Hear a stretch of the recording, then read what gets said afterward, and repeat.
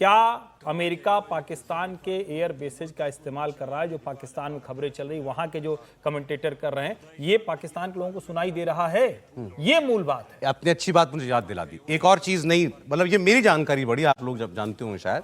अरे हम ये समझते हैं कि अमेरिका जो है, मतलब ये दुनिया अंदाजा लगाती है कि अफगानिस्तान के खिलाफ पाकिस्तान का इस्तेमाल अमेरिका कर रहा है। ये जंग छिड़ी हुई है, ये एक बहाना था जो अब जिस बहाने से पाकिस्तान ने हमला कर दिया अफगानिस्तान के ऊपर, करवा रहा है अमेरिका। अमेरिका क्या चाहता है?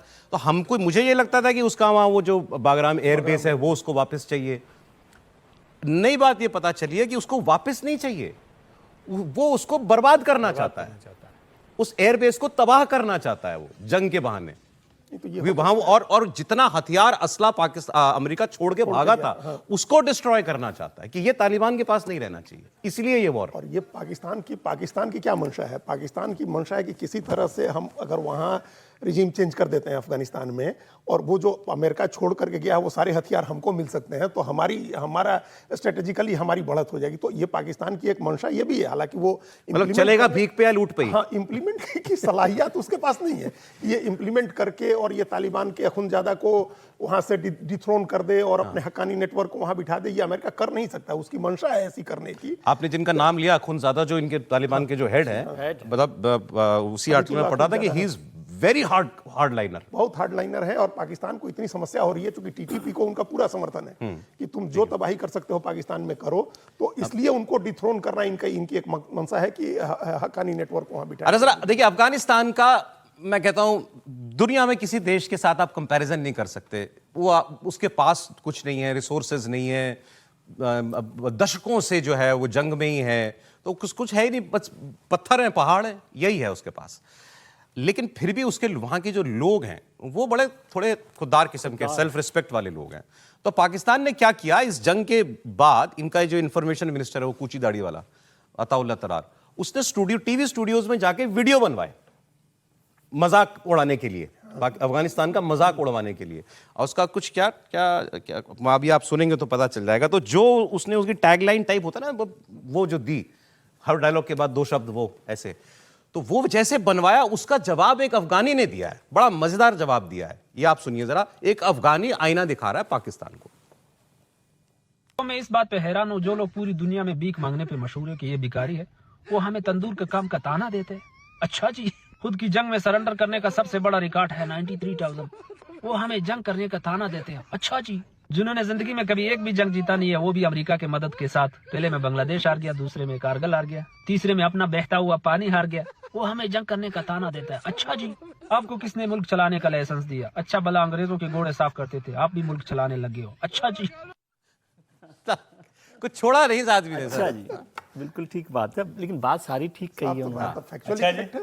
एक्चुअली बिल्कुल ये अच्छा जी टैगलाइन के साथ वीडियो बनवाए थे। भाई उनके सबसे बड़ा सरेंडर हिस्ट्री का 96,000 सैनिक, इन्होंने तो 93,000 ही कहा, 96,000 सैनिक इन्होंने भारत के सामने पाकिस्तान के सरेंडर किए। और अभी सिंधु सर मन नहीं भरा, एक बार और सुन ले। हाँ, एक बार और सुना दीजिए। जरूर सुनाइए। इस बात पे हैरान हूँ, जो लोग पूरी दुनिया में भीख मांगने पे मशहूर है कि ये भिखारी है, वो हमें तंदूर के काम का ताना देते हैं। अच्छा जी, खुद की जंग में सरेंडर करने का सबसे बड़ा रिकॉर्ड है 93,000, वो हमें जंग करने का ताना देते हैं। अच्छा जी, जिन्होंने जिंदगी में कभी एक भी जंग जीता नहीं है, वो भी अमेरिका के मदद के साथ, पहले में बांग्लादेश हार गया, दूसरे में कारगिल हार गया, तीसरे में अपना बहता हुआ पानी हार गया, वो हमें जंग करने का ताना देता है। अच्छा जी, आपको किसने मुल्क चलाने का लाइसेंस दिया? अच्छा भला अंग्रेजों के घोड़े साफ करते थे, आप भी मुल्क चलाने लगे हो। अच्छा जी, ये नहीं बात पता चली। अच्छा वाला अंग्रेजों के घोड़े साफ करते थे, तुमको किसने मुल्क चलाने के लिए दे दिया? अच्छा, जो कह रहे हैं ना, तीसरी में पहली जंग बांग्लादेश, दूसरी कारगिल, तीसरी में ये सिंदूर वाली है, और सिंदूर में कह रहे पानी हार गए तुम अपना। सिंधु नदी का जो भारत डैम बना रहा है सब जगह, नहरें बना रहा है सब जगह। लेकिन नेचुरल जस्टिस भी कोई चीज होती है। बताइए, अफगानी ऐसे पाकिस्तान का मजाक उड़ाएंगे, ये भला किसी ने कल्पना की थी?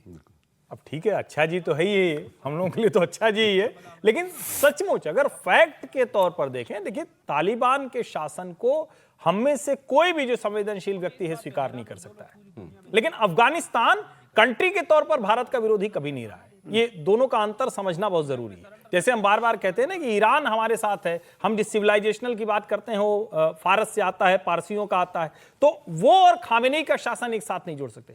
लेकिन पाकिस्तान जिसका आईएसआई चीफ वहां जाके और वो लग रहा था कि अब तो सिगार और कॉफी एक साथ पीते हुए और कंधार से काबुल से सब कुछ वही तय करेगा, उसका ये हाल हो गया है कि वहां से जो लोग आ रहे हैं वो इनकी पोस्ट पर आते हैं।